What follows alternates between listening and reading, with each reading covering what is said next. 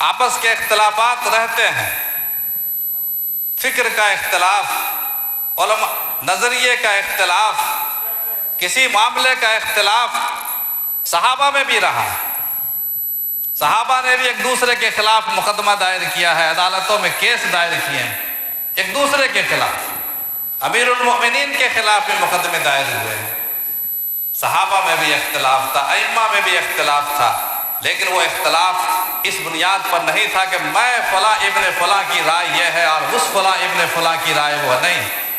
میں بھی ایک مسلمان ہوں، اللہ کی رضا کا طلبگار ہوں، میری سمجھ یہ ہے کہ انسانوں کے لیے بہتر راستہ یہ ہے اور ان کی سمجھ یہ ہے کہ بہتر راستہ یہ ہے۔ یہ اختلاف اللہ کی رضا کے لیے ہے، یہ لڑائی بھی اللہ کی رضا کے لیے ہے۔ یہاں پر مجتہد ہے وہ انسان، صحیح کرنے والے کو بھی ثواب ہے اور غلط